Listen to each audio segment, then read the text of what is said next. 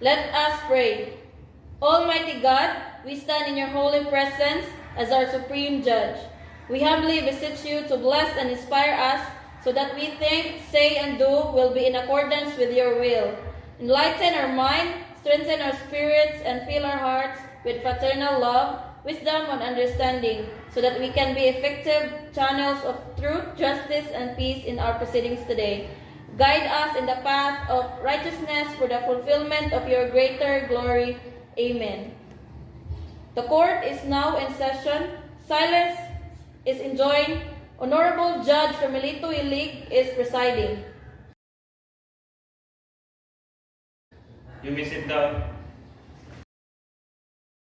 Your Honor, today's case is criminal case number 1, People of the Philippines versus Chinny P. Labrador. Members of prosecution, your duty today will be determine whether the defendant is guilty or not guilty based only on the facts and evidence provided in this case. The prosecution must be proved that a crime has been committed and the defendant guilty to that extent. The reasonable doubt exists and defendant must be found not guilty. Ms. Jujay, what is today's case? Your Honor, today's case is criminal case number 1, People of the Philippines versus Chinny P. Labrador. Is the prosecution ready? Yes, Your Honor. Is the defense ready? Yes, Your Honor. We now hear the opening statement from Prosecutor Rabi Pakibot. Please state your case. Thank you, Your Honor. Ladies and gentlemen, my name is Attorney Pakibot. On behalf of our state, we want to thank for being here today. Under our criminal justice system, citizens charged with certain crimes are entitled to have their case heard. As you have heard, the defendant has been charged with a crime of frustrated murder. On September 22 at about 6 p.m., Ms. Renilyn Danio with her fiancé Carmelo Arong was conducting a party, a celebration to their engagement in the apartment. On the said party, Ms. Danio lost consciousness and taken to the hospital, and the findings of the doctor said Ms. Danio ingested a cyanide-containing substance, a kind of poison. According to Ms. Danio, she ingested the grape juice and coffee given by Ms. Labrador during the day, which has said contained the poison. And while the defense will try to convince you that the defendant did not know the poison contained in the beverage, the state will provide convincing arguments that he or she not only knew the poison but also was given to Ms. Danio intentionally and with strong motive to kill her, Your Honor. Thank you. Defense attorney, would you wish to state your case? Your Honor, I am Attorney Barong. We would like to thank you for being here today. Let me start with a very simple statement. Under the rule of law, my client is presumed innocent until proven guilty. My client have no knowledge regarding to the beverage containing the poison. We will show you later on our evidence that Ms. Danio was attempting suicide, since she has depression from the tragic past she had, and she has having a hard time get over it. With this, my client is innocent.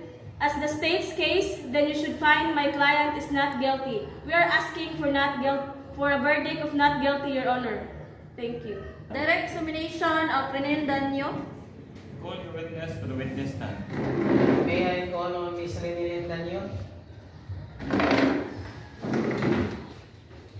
Swear the witness. Do you swear to tell the truth, nothing but the truth, but the whole truth? Yes, Your Honor.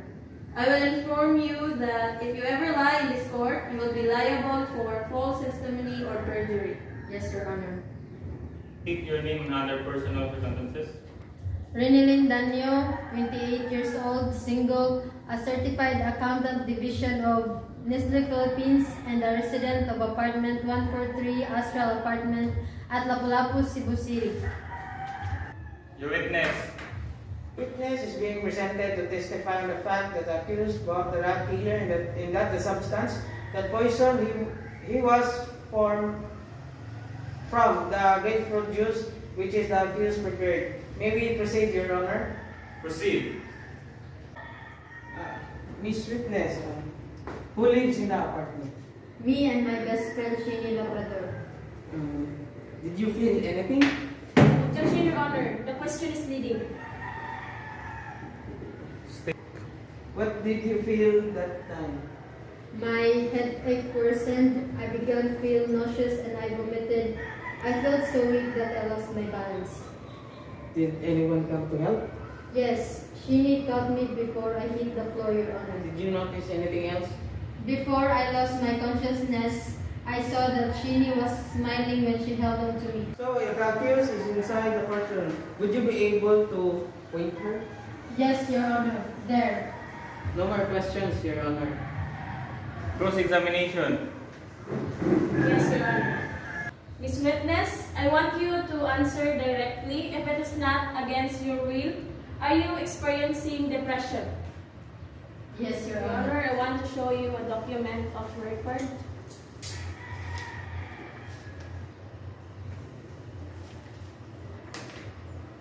Miss Witness, I want you to identify if is this the document of the record of the treatment you went under to Dr. Rachel Ibanez? Yes, this is the document, Your Honor. For the record, the complainant has identified Exhibit 1, which was previously marked as summary discharge report at Mactan Doctor Hospital. No further We'll questions. call the next witness. This witness, you may step down. I am calling on Mr. Carmelo Arong.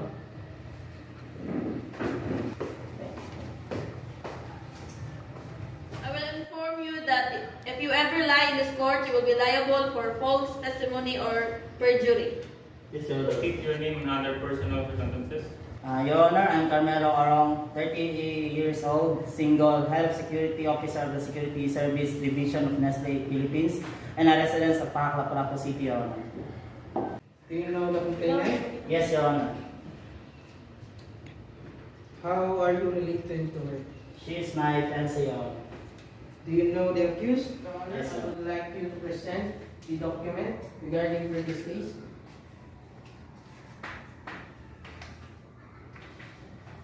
Thank you, Your Honor. Will you please read, Mr. Witness? Carm, if I won't have you, no one else will. You're mine. Carm, whoever tries to steal you away from me will die. 3, 2, 1, go! Your Honor, for the record, this text message appearing on the screen on the phone or document for Mr. Arong previously marked as Exhibit B. This document is printed copy of the text message contained in the Mr. Arong. We would like to request to be marked as Exhibit B1. Mark it. No more further questions, Your Honor. Cross-examination. No, Your Honor. May I proceed to my last witness, Your Honor? Proceed, call your witness. May I call on Dr. Judel Pipito?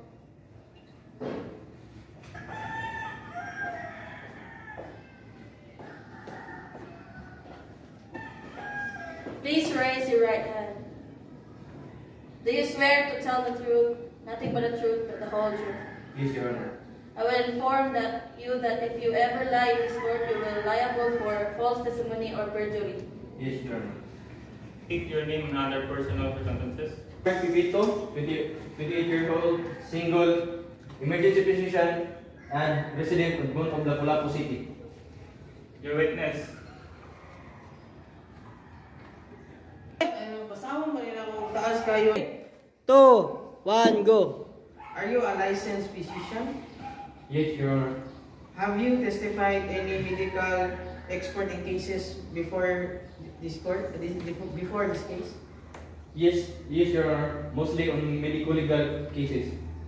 With regards to the case of Nilin Danyo, why she was confined? We made sure that the neurological and cardiovascular status has normalized, and acidosis and other 2, 1, go. Regarding this case, why was she confined? we made sure that the neurologic and cardiovascular status has normalized, and acidosis and other abnormalities have resolved before we discharge him. For the record, the witness has been identified as Three, two, one, go. Your Honor, I would like you to present this document again regarding for this case.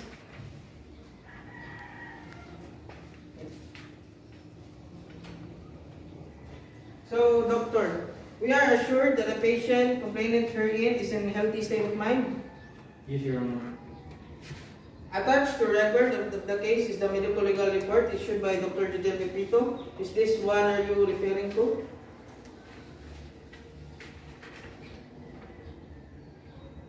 Yes, Your Honor. Your Honor, for the record, the witness has identified the document previously named as Exhibit C as medical legal report issued by Mr. Dr. Judel Pepito. There is a signature above the typewritten name with Dr. Judel Pepito. Do you know who's the signature? It is my signature, Your Honor. Mark, Doctor, please read this particular entry.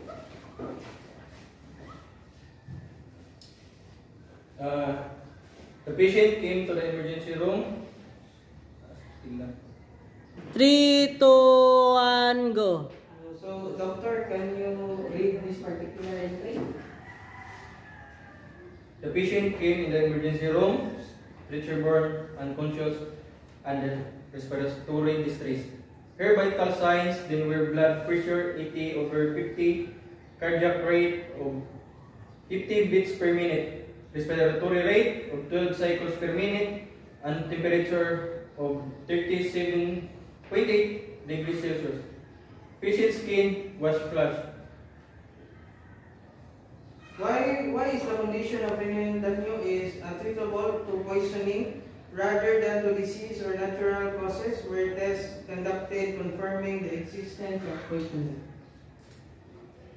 We did a toxin screening with the patient's blood. It revealed the presence of trace amounts of cyanide in the blood. And since cyanide is not normally found in our blood, and considering its chemical nature, it is poisonous. Doctor, what could be a possible source of cyanide in case? Based on the history given to me by the informant, when the patient was brought to the ER, possible source of cyanide could be in food or beverages the patient ingested on the day of the incident. Now you mentioned about an informant. Who was the informant of the patient in this case, doctor? Was it Miss Labrador? Yes, Your Honor. Objection, Your Honor. The question is leading. sustain. So, doctor, what is the minimum lethal dose of cyanide? Fatal dose is the smallest dose known as the cause of death, not the smallest amount which is certainly cause of death. Several scientific studies have shown that the toxic threshold dose is 50 to 100 mg milligram. What are you trying to tell us, doctor? The severity of the symptoms may serve as the indication of how lethal the dose of cyanide is, or that the effect of poison in the body is usually proportional to the dose taken. The bigger the dose, the more severe the symptoms will be. Doctor, do you have any field of expertise? Yes, I am also an expert chemist and toxicologist. I am specialized in forensic medicine and toxicology, especially poisoning and drug overdose. Your Honor, I would like you to present another document regarding for this case.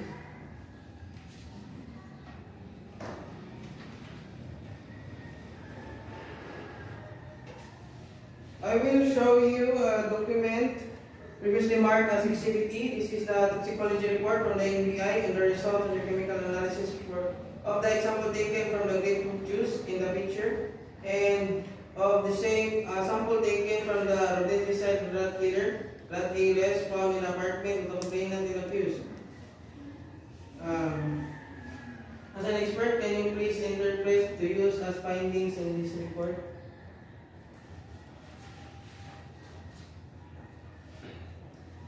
This report reveals that the sample taken from the grape juice has been contaminated with a rodenticide. It also shows that rodenticide is of 50% cyanide. The concentration, it also illustrates that the grape juice is hence contaminated with cyanide. Doctor, have you formed an opinion? It seems that the rodenticide has been intentionally mixed into the grape juice. Thank you, Doctor. No more questions, Your Honor. Cross-examination. Yes, Your Honor.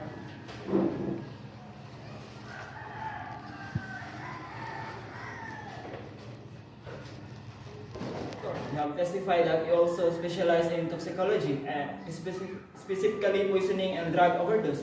Hence, you are the expert field. I am right? Yes, Your Honor. Doctor, when does ingestion of cyanide poison cause the onset of symptoms of cyanide poisoning? Patients who ingest potentially fatal amounts may not be developed life-threatening symptomically for up to 1 to 2 hours following exposure. But you also said that symptoms of cyanide poisoning are suspected to develop 1 to 2 hours following ingestion. Yes, Your Honor. Are you sure? I can say that it is possible that the patient condition was not due to cyanide poisoning. Doctor, about the source of the poison, you only said possible sources, right? Yes, Your Honor. By possible, you mean Probable or potential source of poison, sir. that the fruit juice is just one possible source of the cyanide poison, Yes, Your Honor. and that there are other possible sources of the cyanide as well. Yes, Your Honor. So, is it safe to conclude, Doctor, that the cyanide poison may have come from another source, considering that for that day, the patient's food intake compromised of different food and beverages? Yes, Your Honor. Are you aware of the history of said patient, that she had at one time in the past attempted to end her life due to depression? Yes, Your Honor. That she has a history of one previous suicidal attempt 1 year from the date of the incident? In your opinion, is said fact relevant to the determination of the cause of the symptoms? History of any previous suicidal attempts, history of the patient's mental condition, and history of business, marital, and social failures are taken into consideration in cases of poisoning. Is it safe to conclude then that it's possible that the poisoning is attributable to suicide? Yes, Your Honor. No further question, Your Honor. Redirect examination. Yes, Your Honor.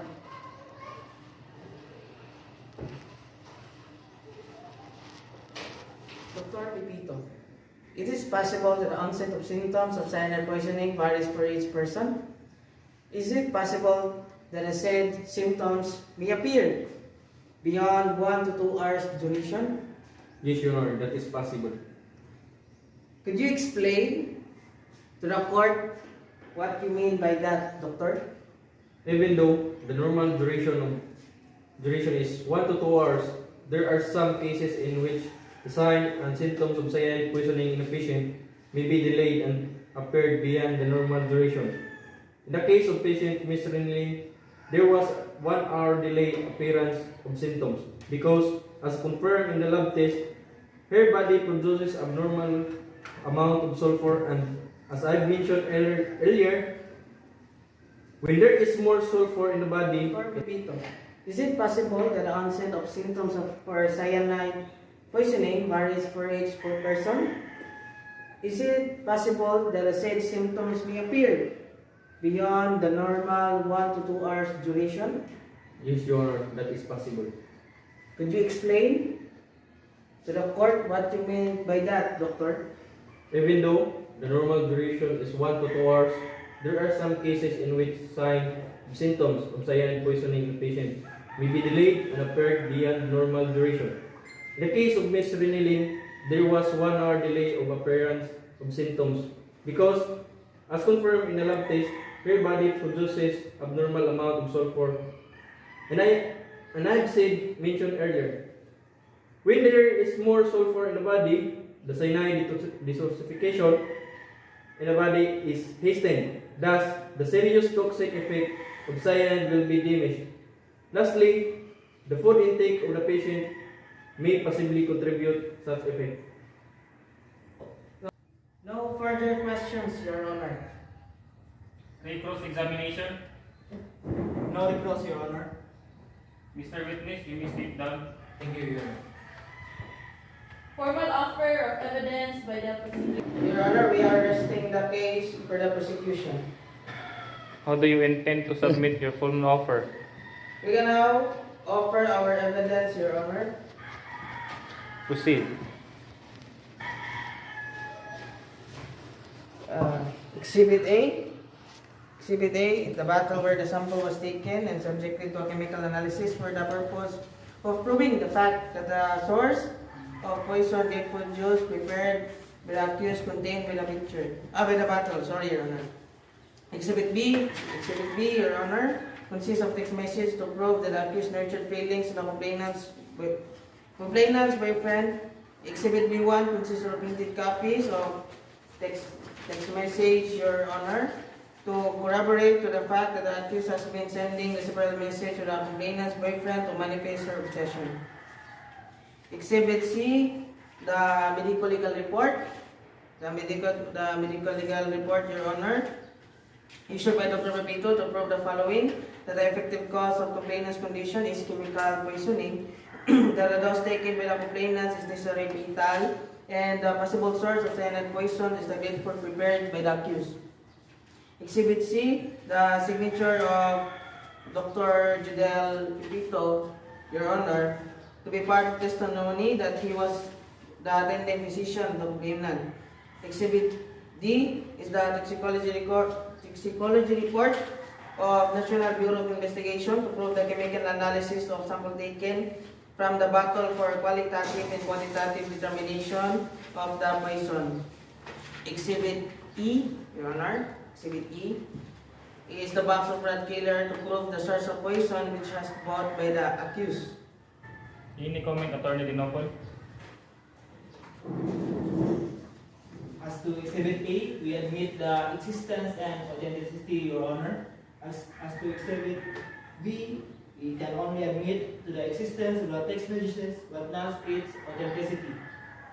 As to Exhibit C, we admit the existence and authenticity, Your Honor.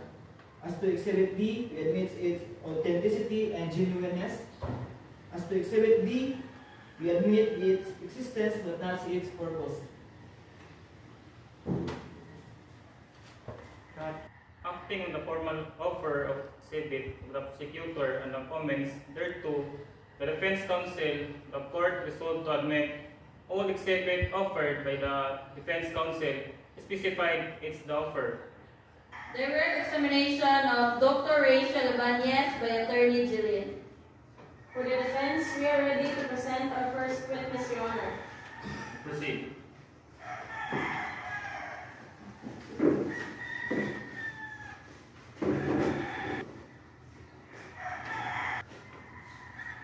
Please raise your right hand.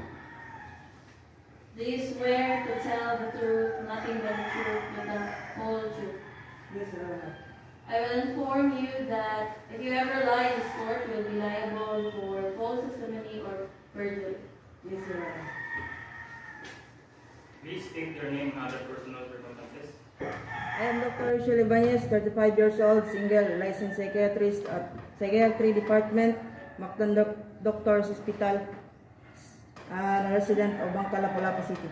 Your Honor, the witness is presented to testify on the medical records of the complainant who underwent several counseling sessions under her supervision and to prove the mental and emotional instability of the complainant. We may proceed, Your Honor.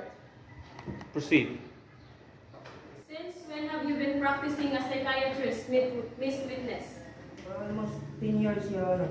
What is the nature of your work as a psychiatrist? As a psychiatrist, I deal with diagnosis, treatment, and prevention of mental and emotional illness and behavioral disorders in patients. How do you treat your patients? I listen and talk to patients about their mental, emotional, and behavioral problems and assess the status of these disorders. I also prescribe medications, cognitive therapy, behavioral therapy, or psychological counseling depending on the patient's needs.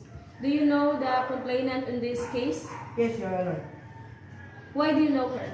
She was my patient at the Psychiatry Department of Mactan Doctors Hospital, When was this? August 16, 2021. What did you notice to the complainant while she was talking to you? At first, the patient was apparently normal, but when she began talking about her family, particularly her parents, she began to sob and then she cried. Her hands were trembling. She blamed herself for the death of her parents. What matters were revealed to you by the complainant in the course of the consultation? The physical examinations revealed sleeping apnea, insomnia, hypertension, and migraines. As to her emotional condition, The patient is suffering from the major depression about psychotic features. did you talk to anyone else regarding the patient's emotional condition? Yes, Your Honor. Who else did you talk about? I spoke to her friend, the one who advised the patient to seek help. This was part of the analysis of the patient's condition. Doctor, from the examinations and observations, what did you conclude about the complainant's condition? The patient suffered from single episode depression. Will you explain to this court what is that condition all about? Single episode depression, or SID, is a type of major depression that occurs once as a result of single psychological trauma. In the case of the patient, based on our conversations, the traumatic event which caused the depression was the terrible accident and death of her parents. Miss Witness, what made you conclude that the patient was suffering from that condition? The symptoms of SID, which include insomnia, loss of appetite, which may or may not lead to weight loss, mood swings, and hypnotic spills, much with the result of the patient's physical examination. Did you prescribe any medication to the patient? Yes, I prescribed antidepressant pills. The medical findings that you had on the complainant, were these reduced in writing?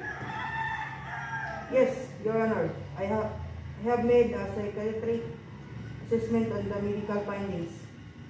Did you personally prepare the said writing? Yes, Your Honor.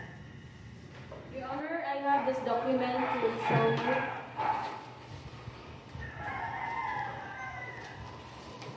Miss Witness, does this document have any relation to the report that you have prepared? Does this document have any relation to the report that you have prepared? That is the report that I have prepared, Your Honor. For the record, the witness has identified this document previously marked as Exhibit 1 as the psychiatric assessment record of Renalyn Danyo. In the last page of this document, there appears a signature. Whose signature is this, Miss Witness? That is my signature, Your Honor. Your Honor, I respectfully request that the signature appearing in this document would be marked as Exhibit 2A. Mark it. Miss Witness, were there any conditions upon the discharge of the complainant? In my discharge summary, I stated that although the patient is being discharged, she is continue treatment as an outpatient. Did the patient comply with the condition? No, Your Honor. She did not return to the hospital after discharge. Doctor, when the complainant was discharged, what was her condition? There was an improvement in her condition in general, although she's not completely stable yet. What do you mean she's not yet completely stable yet, Miss Witness? While she manifested improvement, there is possibility of relapse. If the patient does not follow the treatment plan, the possibility of relapse is high. Would another suicide be also possible? Yes, Your Honor. Do you mean to say, doctor, that in the case of the complainant, there is a possibility of the relapse, considering she did not return to? That is possible, Your Honor. No further questions, Your Honor. Cross-examination. Yes, Your Honor.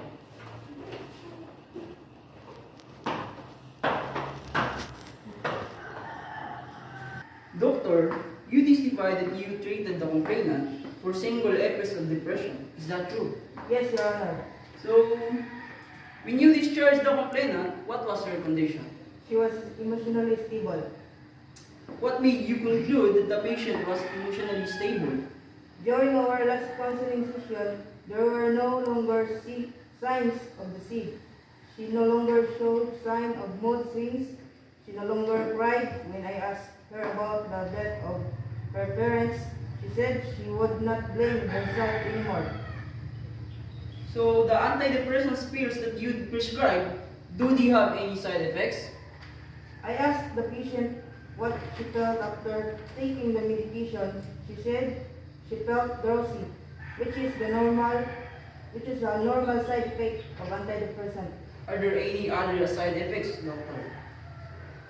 Other antidepressants make a patient restless and anxious, but the effects really vary from one person to another.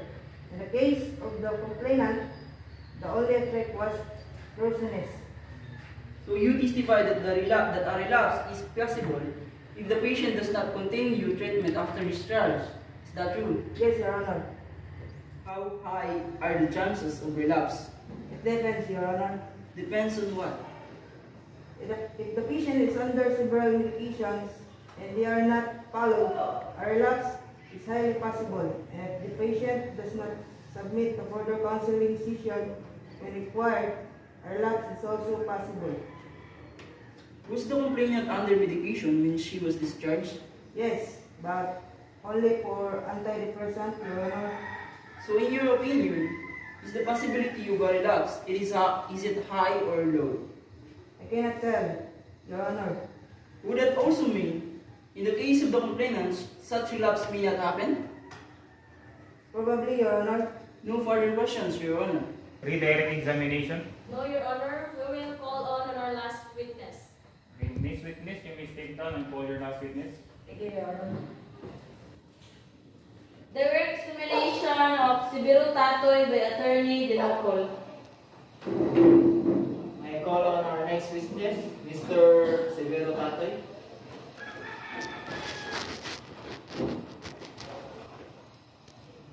Do you swear to tell the truth, nothing but the truth, but the whole truth? Yes, I do. I will inform you that if you ever lie in this court, you will be liable for perjury or false testimony. Yes, I do. Please state your name and other personal circumstances. Yes, Your Honor. I'm Sibiro Tatoy, 32 years old, married, an office mate of the complainant, and resident of Maribago. The witness is being presented to testify on the character and suicidal tendencies of the complainant. May we proceed, Your Honor? Proceed. Do you know the complainant? Yes, Your Honor. Why do you know her? I work with her at the counseling department at Nestle, Philippines. How long have you been office mate? About 2 years. How would you describe her as an office mate? She, a quiet person, a loner. Was there any time that you noticed something different about the complainant? Yes. What was that? I saw her one time at a comfort room. She was crying while staring at the mirror. What did you do when you saw her crying? I asked her if something wrong happened. And what was her answer? She said, I wanna die.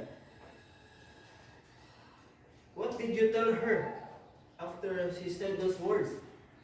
I asked her again what happened. And what was her answer? She did not say anything. She just stared at me. What was your reaction? I said, come on, you can tell me your problem. Did this kind of incident happen again?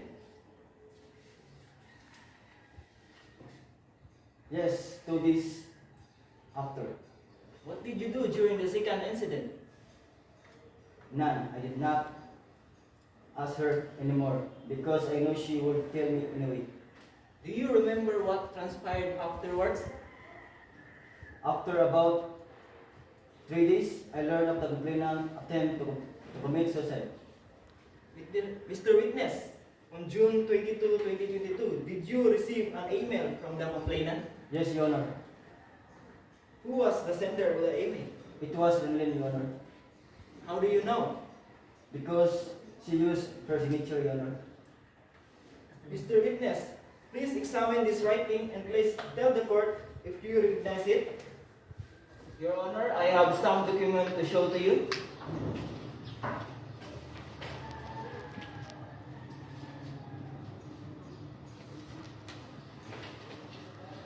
Mr. Witness, please examine this writing and please tell the court if you recognize it. That is the email sent by the complainant, Your Honor. For the record, the witness has identified this document previously marked as Exhibit 2 as the printed copy of the email sent by the complainant. Can you tell the court what the email contained?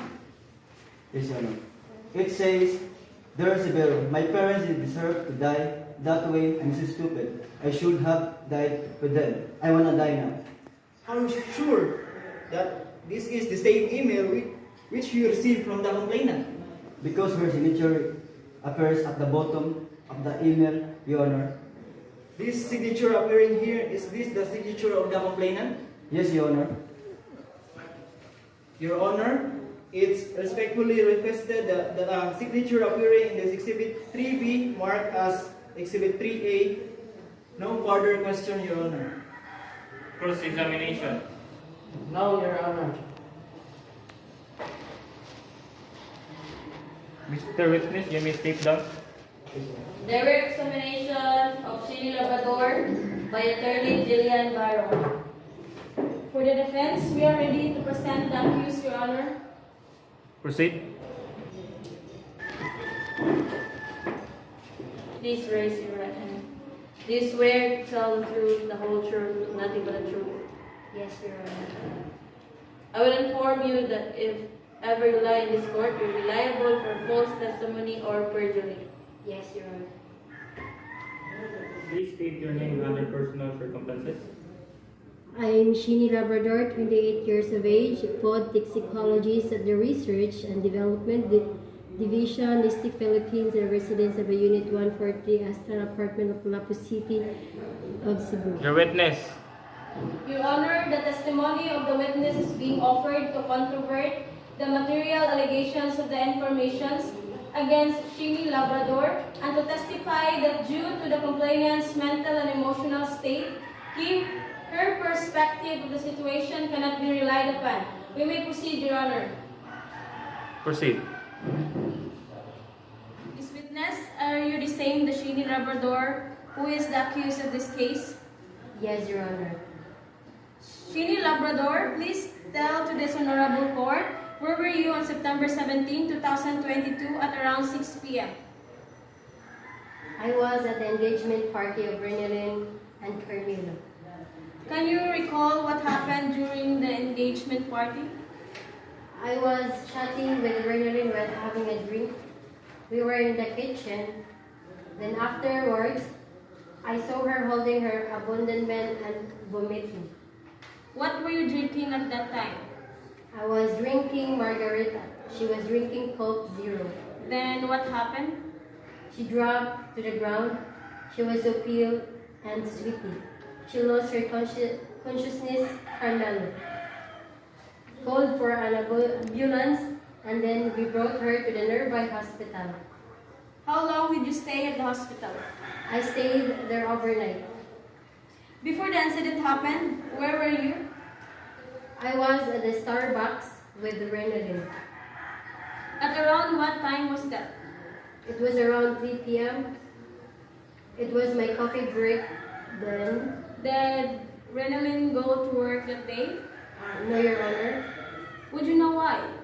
She told me she would take a leave because she needed to prepare for her engagement party. Did you go to work that day? Yes. What time did you leave the house? I left at the house 6:30 a.m. So, could you positively say that you have no idea about what transpired in that day, September 17, 2017, before the incident at the engagement party happened? Attention, Your Honor, the question is leading. Sustain. So, Miss Witness, when you left the house, what was Rinalyn doing? She was still sleeping, Your Honor. Miss Witness, were you aware that the complainant suffered a major depression? Yes, Your Honor. Would you know the reason why she suffered from that depression? Because she couldn't accept the yet timeline death of her parents, she blamed herself for their death. After the death of the complainant's parents, what happened to the complainant? She became insomniac. There were nights that she couldn't sleep. She also drank liquor more often. She began to lose weight. There were almost mood swings. Particularly in the afternoon, there were times that she would just cry. Sometimes she just keeps quiet and not talk to me. So, did the complainant remain that way? Yes, Your Honor.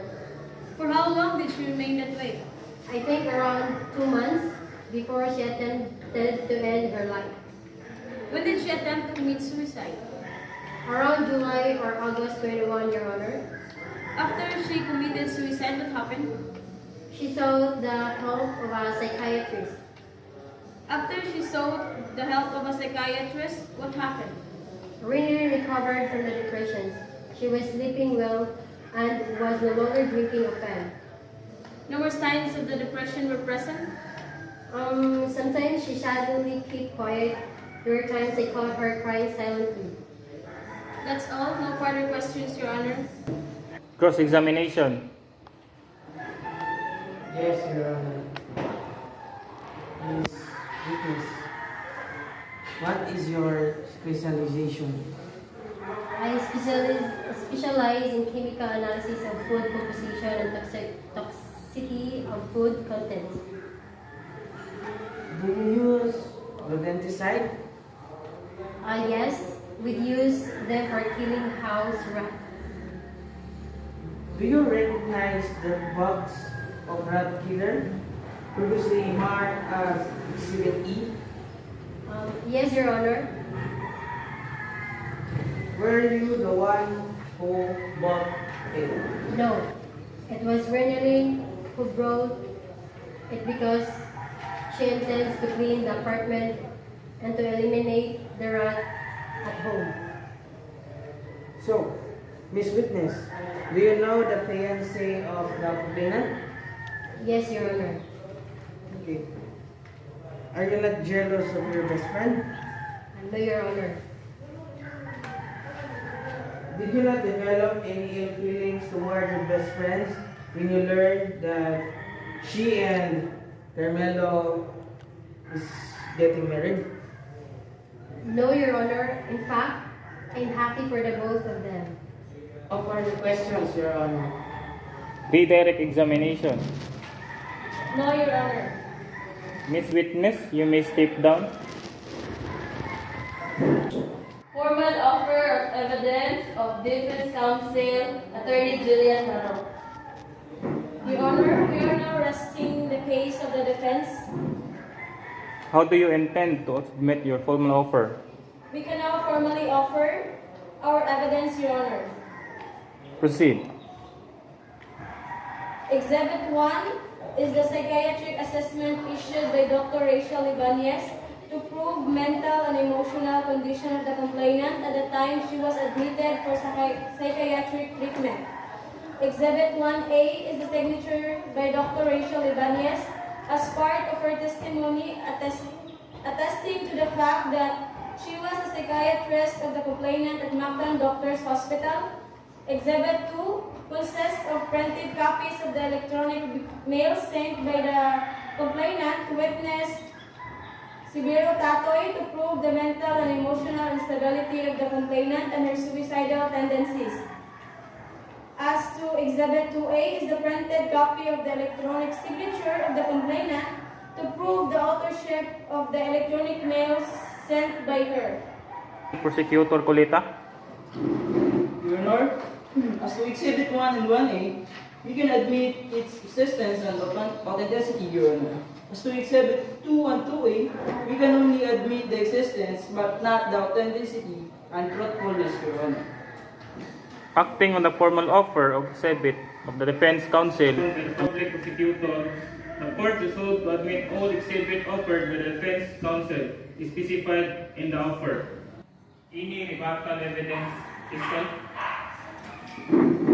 No rebuttal evidence, Your Honor. Considering that the public prosecutor will not present rebuttal evidence, the courts give the parties 30 days from this within which the files their respective memorandum. The case shall be then submit to the position after the lapse of the said period, even without the said memorandum. Any closing statement? Your Honor, we have the burden of proof.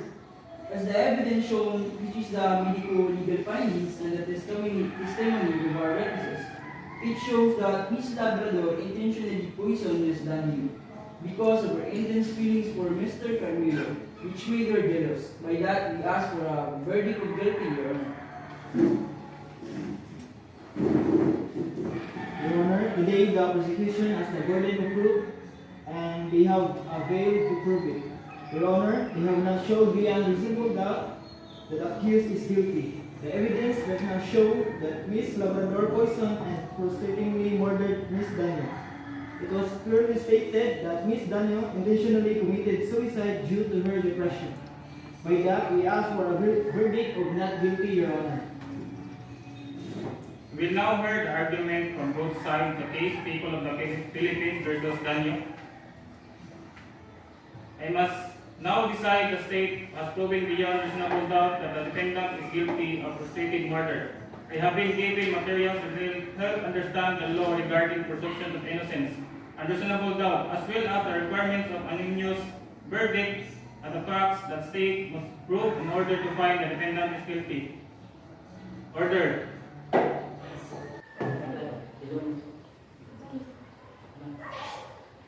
Will the defendant please stand?